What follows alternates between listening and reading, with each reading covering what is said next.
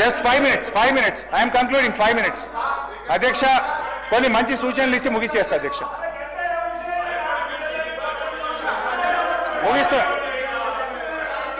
ముగిస్తా అధ్యక్ష. కొంచెం అధ్యక్ష ఈ బడ్జెట్ రేవంత్ రెడ్డి గారు భట్టి గారు కలిపి నిర్మించిన గాలి మేడల బడ్జెట్ అధ్యక్ష. ఎన్నికల ముందు పాతాల భైరవి, నరుడా ఏమి నీ కోరిక, ఎన్నికల తర్వాత పాపాల భైరవి, నన్నేం అడగద్దు నాకేం తెలియదు అధ్యక్ష.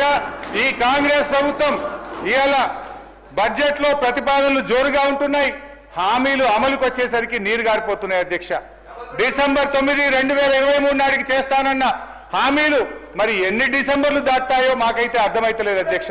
రావాల్సిన డిసెంబర్ అసలు వస్తుందో రాదో అనుమానాలు ఇవాళ కలుగుతా ఉన్నాయి అధ్యక్ష. ఊకదంపుడు ఉపన్యాసాలు, ఉత్తర కుమార ప్రగల్భాలు అధ్యక్ష. వ్యక్తిగత దూషణలతో మార్చురి కంపు కొడుతున్న ఈ సీఎం గారి హేయమైన ప్రసంగాలను వినలేకపోతున్నారు అధ్యక్ష. చెవులకు చిల్లులు పడుతున్నాయి కానీ చేయూత పెన్షన్లకు చిల్లిగవ రావడం లేదు అధ్యక్ష. ముఖ్యమంత్రి గారు ఇదే అసెంబ్లీలో అధ్యక్ష ఏమన్నారు అధ్యక్ష, ఒక్కనొక్కని తోడుకలు తీస్తా, బట్టలిప్పి రోడ్డు మీద తిప్పుతా అని ఈ సభలో ముఖ్యమంత్రి గారు చెప్పారు అధ్యక్ష. నిండు సభలో చైర్ను ఉద్దేశించి చెప్పగల ఈ ముఖ్యమంత్రి గారికి ఎంత గొప్ప సంస్కారం ఉందో ఒక్కసారి ఆలోచించండి అధ్యక్ష. సంస్కారానికి ఆస్కార్ అవార్డు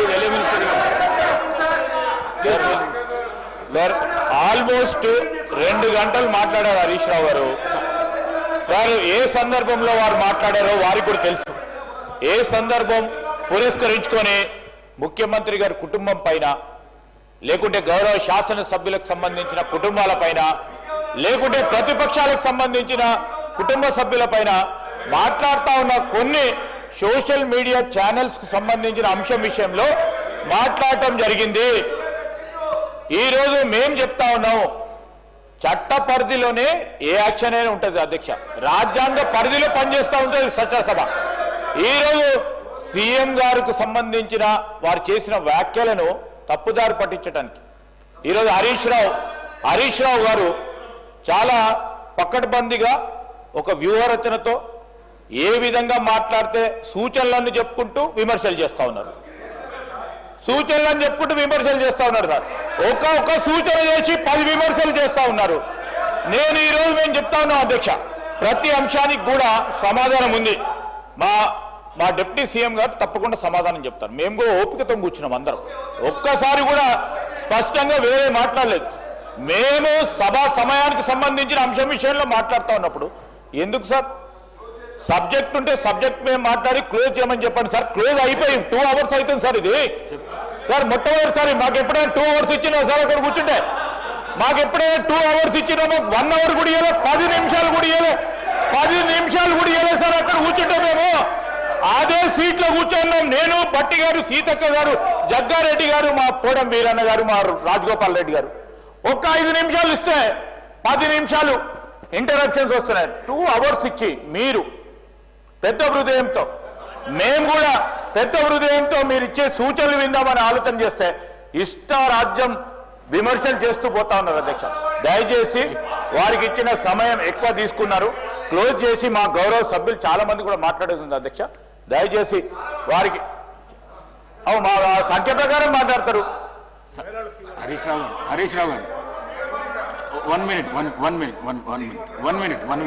మినిట్. సభానాయకుడు సభలు లేనప్పుడు ప్రస్తావించడము సరైన పద్ధతి కాదు. ఒకటి.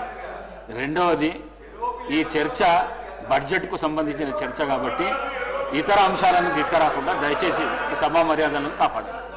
ప్లీజ్ కన్క్లూడ్ చేయండి. Thank you speaker sir. అంటే నేను కూడా ఏం ఆరోపణలు చేయలేదు అధ్యక్ష. వారు సభలో అన్న మాటను ఉచ్చరిస్తూ మాట్లాడాను. సంస్కారం అనేది ఎంత గొప్పగా ఉందని చెప్పే ప్రయత్నం చేసిన, అసలు సంస్కారానికి ఆస్కార్ అవార్డు లేదు కానీ ఉంటే గింటే అది గౌరవ ముఖ్యమంత్రి గారికి ఇవ్వచ్చు అని చెప్పే ప్రయత్నం చేసిన అధ్యక్ష. అధ్యక్ష నేను ఒకటే అంటున్నా అధ్యక్ష, వీళ్ళు అధికారంలోకి వచ్చి 16 నెలలు అయింది అధ్యక్ష. ఎంతసేపు బీఆర్ఎస్ ను తిట్టుకుంటా, ఎంతసేపు ప్రతిపక్ష నాయకుడి మీద ఆడిపోసుకుంటేనే కాలం గడుపుతారు అధ్యక్ష.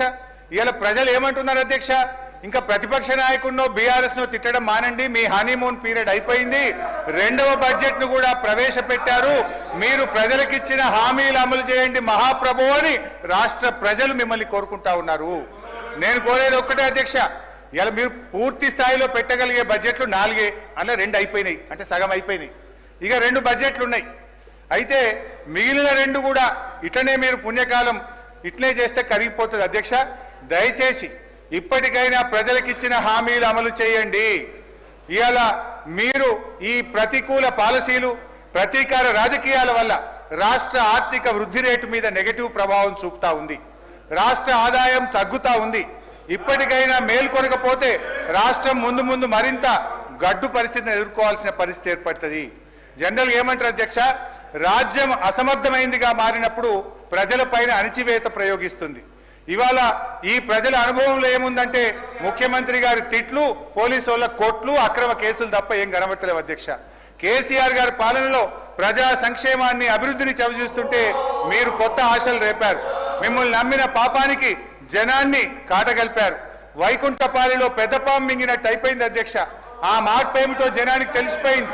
జనం తీర్పు ఏమిటో ఓట్ల రూపంలో తెలవడానికి ఇక కొంత సమయం మిగిలింది అధ్యక్ష. ఒకటే నిమిషం అధ్యక్ష, 1 minute ప్లీజ్. ఒకటే నిమిషం అధ్యక్ష. ఒక చిన్న కథ చెప్పిన ఉపన్యాసాన్ని ముగిస్తా అధ్యక్ష. ఓన్లీ 1 minute అధ్యక్ష. పంచతంత్రంలో చిన్నయ్య సూరి గారు చెప్పిన కథ అధ్యక్ష. ఇది పంచతంత్రంలో చిన్నయ్య సూరి గారు చెప్పిన కథ అధ్యక్ష. ఒక నక్క ఆహారాన్ని వెతుకుంటూ ఊర్లోకి వచ్చిందట అధ్యక్ష. అక్కడ రజకులు ఉపయోగించే నీలి రంగు ఉన్న తొట్టిలో పడిపోయింది. ఆ నక్కకి ఏమైపోయింది, ఆ తొట్టిలో పడితే ఆ నక్క ఒంటి నిండా నీలి రంగు అంటుకున్నది. ఆ నీలి రంగు అంటుకున్న తర్వాత అది మళ్ళీ అడవిలోకి పోయింది. ఇదేదో కొత్త జంతువు అనుకొని అడవిలో ఉన్న జంతువులన్నీ భయపడ్డాయట అధ్యక్ష. ఈ నక్క కూడా ఇదేదో బాగుంది, అందరు నాకు భయపడుతుందని నేను దేవుడు పంపిన దూతను, ఈ రోజు నుంచి నేనే మీకు రాజును అని ఆ నక్క అన్నదట అధ్యక్ష. జంతువులు భయంతో అంగీకరించాయి. ఆ నక్క జంతువులను అనేక రకాలుగా కష్టపెట్టే భరించాయి అధ్యక్ష. ఒకరోజు ఆ నక్క పెద్ద సభ పెట్టింది, కొత్త చట్టాల గురించి చెప్తుంది. అంతలోనే పెద్ద వర్షం పడి ఆ నక్క అంటిన నీలిరంగంతా కరిగిపోయింది. నక్క నిజస్వరూపం బయటపడ్డది.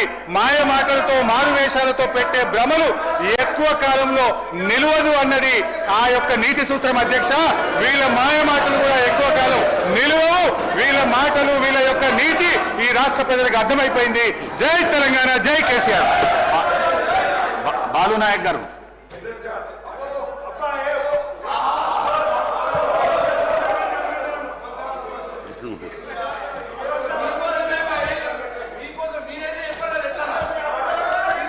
అధ్యక్ష, ఈ బడ్జెట్ పై ప్రసంగించేటువంటి అవకాశం కల్పించినందుకు మీకు ధన్యవాదాలు తెలియజేస్తున్నాను అధ్యక్ష.